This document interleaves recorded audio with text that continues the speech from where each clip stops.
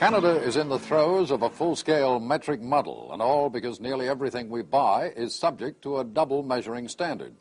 Adding to the confusion, many people say they can't or won't go metric. But as reporter Sue Lumsden tells us, when today's children are a few feet taller and several pounds heavier, meters, kilos, and liters will be our measuring way of life. I think I'm 6 feet and 11 inches. David's 8 years old, and no, he's not a giant. He's 1.67 meters, but he doesn't have a clue what that is in the Imperial system. Neither does his friend Danny. 5 feet and 18 inches. Both boys attend D. Roy Kennedy School in Ottawa. They're as deeply rooted in the metric system with its meters and grams as many older people are in the Imperial system with its feet, pounds, and ounces. I don't understand your kilogram. I hate it. Go back to the old system. Many people thought the Conservative government would do just that, go back to the old system of imperial measurement. When in opposition, the Tories were against mandatory metric. In fact, 37 Tory MPs defied the law by running a gas station near Ottawa which sold by the gallon. Freedom to measure became their battle cry. They practically begged to be taken to court over their actions. Instead, the Liberal government prosecuted a Toronto gas station owner, and the government lost. Mandatory metric was ruled unconstitutional, and the government was forced to back down. That was November of 1983. The Liberal government did appeal the decision, and eventually the government won. But by now the Conservatives were in power, and they found themselves in a sticky situation. If they kept Canada on its course to the exclusive use of metric, they'd look like hypocrites. But switching back to imperial would be political and economic suicide. Industry in the country was almost completely converted to metric, and the cost had been enormous, more than $1 billion. So the Tories took the only safe political option open. They straddled the fence and said merchants could use both systems, metric and imperial.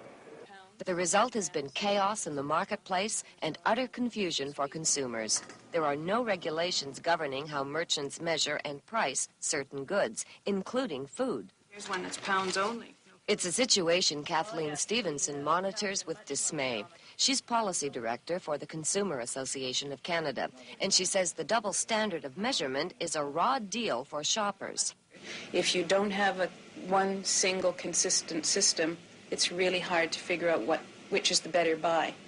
A price per kilogram for hamburger or a price per pound. It's just not possible to do it in your head. Some shoppers can convert and compare prices from pounds to kilograms, but there's a new slice of metric confusing consumers. Deli products are now priced per 100 grams in many stores. Converting that to pounds is a real metric muddle. Kathleen Stevenson blames the government. Freedom to measure means freedom to confuse the consumer. What's happening in the marketplace, I guess it's freedom of choice. Louise Dufresne is special assistant to the federal consumer minister. They want imperial, they can deal with imperial. If they want metric, they can deal with metric. So this way, we're satisfying, all citizens. It doesn't satisfy Bill Willis. He's an independent grocer here in Ottawa. I think that the government should either have it one way or the other. When grocers were forced to go metric, they spent $100 million on new scales. This one scale alone set Bill Willis back $15,000. I, for one, don't want to spend $30,000 to convert back to imperial. But as long as one grocer sells and advertises in price per pound, Bill Willis says he's forced to convert prices for his customers, too. If he doesn't, his prices will look too high. $2.84 a kilogram, chicken legs sound rather expensive. But if the price is $1.29 per pound, it doesn't sound quite as bad. John McKay's in the carpet business. He advertises by the square yard. Is the way you're advertising now legal? Not quite sure, to be honest with you. It is legal for the time being. It's also good for business. A square yard is smaller than a square meter, so the square yard price sounds cheaper. And yet, exclusive use of metric is inevitable, even though the government has not yet set a target date for putting the country on a single standard. 130 centimeters. Feet, Fahrenheit, pounds, and inches are words with no meaning for Jenny and her classmates. Today, the metric muddle continues for most Canadians. But if there's still a double standard when these children grow up, then they'll put an end to it. I'm Sue Lumsden.